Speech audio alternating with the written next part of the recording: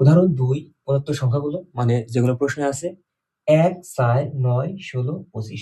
তো এখন এই যে ১, ৪, ৯, ১৬, ২৫ সংখ্যাগুলো আছে, পাশাপাশি ২ টি সংখ্যার পার্থক্য কত? আমরা একটু বিয়োগ করে পার্থক্যগুলো চেষ্টা করি। আমরা একটু বিয়োগ করে পার্থক্যগুলো দেখার চেষ্টা করি।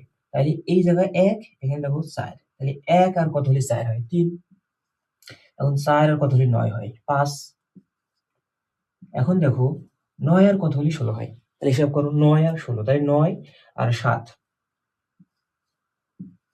৭। এখন দেখো ১৬ আর কত হলে ২৫ হয়? তাহলে সোজাসুজি ৯। এখন আমাদের পরবর্তী কাজ কি? ৩, ৫, ৭, ৯। তো আমরা যদি এইভাবে পার্থক্য আগের উদাহরণ ১ কে আমরা নিচেরটা যদি চিন্তা করি, তাহলে খুব সহজে আমরা বের করতে পারবো। কিভাবে বের করব? এখানে দেখো ৩, এখানে ৫। তাহলে ৩ আর কত হলে ৫ হয়? তাহলে ২। আবার এখানে ৫, এখানে ৭। তাহলে কত পার্থক্য আসছে? পার্থক্যটা আসছে ২। আবার এখানে ৭, এখানে ৯।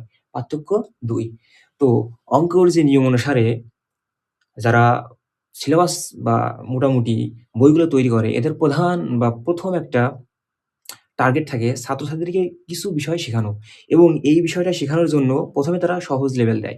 এরপরে ওই সহজ লেভেলের সাথে একটু জুড়ে দেয়। তো সেই নিয়মটাই এখানে দিয়েছে। দেখো এখানে ১ম এ আগে এই নিয়ম আমরা কিন্তু এখন দেখো এক্সট্রা করে আবার ২ করে প্রতি ক্ষেত্রে বৃদ্ধি পাওয়া আছে। যার কারণে আমরা এখন এই নিয়মটা ওই আগের নিয়ম এবং এইটা এক্সট্রা করে দিয়েছে। এখন আমাদের ১ম কাজ কি এখন?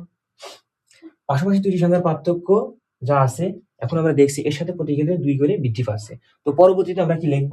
অতএব পরবর্তী সংখ্যাটি হবে বা সংখ্যা হবে আমরা লিখব ২৫ প্লাস লিখব কত? ২৫ প্লাস এই যে ৯ আছে ৯ এর সাথে আমরা ২ যোগ করব। যেহেতু ৩ আর ২ ৫, ৫ আর ২ ৭, ৭ আর ২ ৯ আমরা এর পরবর্তীতে ২ যোগ করব। তাহলে ২ যোগ করে ২৫ প্লাস ১১ ৩৬। ৩, ৬, ৩৬। তো আমাদের অঙ্কটা খুব সহজেই আরেকবার আমরা একটু দেখার চেষ্টা করি যে কিভাবে অঙ্কটা হলো। সো আবার দেখি। উদাহরণ ২ প্রদত্ত সংখ্যাগুলো যা আছে। এরপরে আমরা পার্থক্য নির্ণয় করলাম। এরপরে এর যদি পার্থক্য নির্ণয় করি প্রতি ক্ষেত্রে ২ বৃদ্ধি পাচ্ছে। তো আর কোনো কথা না। ৯ এর সাথে ২ বৃদ্ধি করলে আমরা কত পাচ্ছি? ১১। ১১ এর সাথে ২৫ যোগ করব। তাহলে আমরা পাচ্ছি ১১ যোগ ২৫ সমান ৩৬। এটাই আমাদের উত্তর।